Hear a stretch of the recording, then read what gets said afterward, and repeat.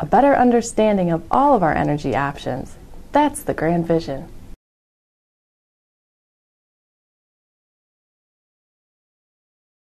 The Grand Vision Energy Group has done is basically focused purely on education, because the subject of energy is really broad and it's very wide-reaching. So it impacts us from transportation, cost of fuels, electricity, power, schools, businesses, residential, and so it's a huge broad spectrum. And so what we've tried to do is the Energy Network is provide these education seminars. Last year we provided 5 or 6 of them and an expo, and this year we intend to do something similar, which basically free to the public so they can educate themselves on different subjects.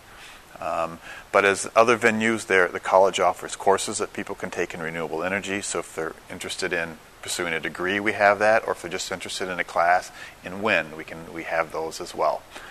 Then, of course, there's always the web, and there's lots of information out there about that. The state has good website, good information on that as well. So there's lots of opportunity for people to educate themselves. And I would really encourage people to try to become really fully educated in some of these topics, because there's lots of good information and there's lots of bad information about everything.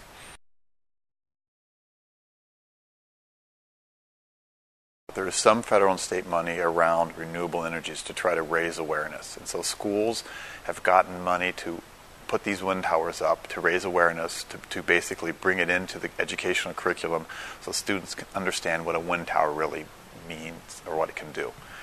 In a lot of cases, schools will use them to generate power. We have that little windmill that we have in front of this building that generates power. It provides power for this building. It's tied into the grid so that if there was no power being generated here or needs here, we would actually feed back into the local grid. Commercial wind is becoming more and more of a controversial thing, because I think it's more involved in what people want in their backyards and what they don't want in their backyards and what they like, much like anything. And so there's lots of issues relative to the harmful effects of wind and the beneficial effects of wind. And so what we're trying to do as part of the Grand Vision and our efforts is to basically educate people about different subjects. And so we are planning for this year to have an event on big commercial wind. And the idea again is to have maybe a panel, but have people come in and talk about the benefits and the negative or the side effects on commercial wind. Wind has been a source of energy in the state of Michigan for a very long time.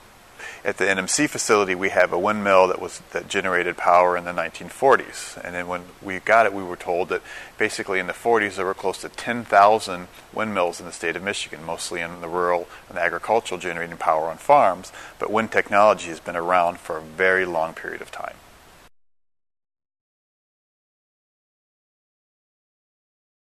As people get educated on some of the facts around this, they can make better decisions, because everything we do moving forward in terms of energy is going to involve some level of compromise. And the only way to be really compromised is to have a really good understanding of all of the issues, because nothing is for free. We're not going to pump gas out of the ground without some sort of side effects, but we really all need cheap natural gas. In fact, cheap energy has built the society, and so as we tend to push how much energy we have and our use of energy and the need for more energy, we as a country have to make decisions and compromise around how we're going to get that energy. And so being educated is really the key to making all of that happen.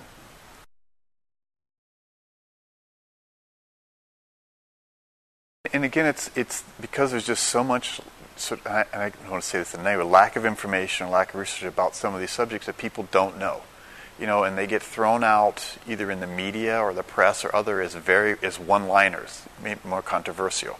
You've heard all of this about hydraulic fracturing, about they use these highly toxic specialized chemicals. Well, they do. It is true, but it's also highly regulated and highly controlled. And so there is some safeguards built in place around that.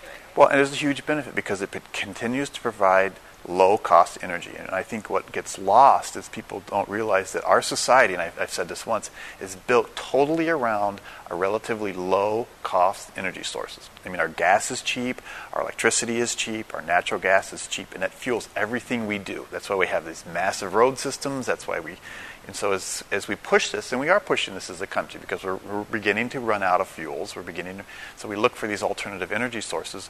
People don't want them in their backyards. Sure, everybody wants this. Put a big wind tower in the thumb.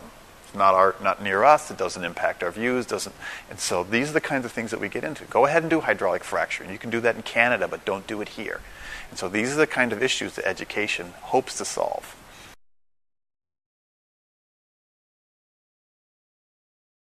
we have our educational events, and we have people on both sides of the spectrum. When we had a hydraulic fracturing presentation, we had people that were in the business. They came. They had not come to any of our other events, so it was something new. And we had people that were very much opposed to it. We all sat and heard the same information, and it started a dialogue. And so at least there was a conversation that took place that gets more towards common ground, because that's what we have to get to.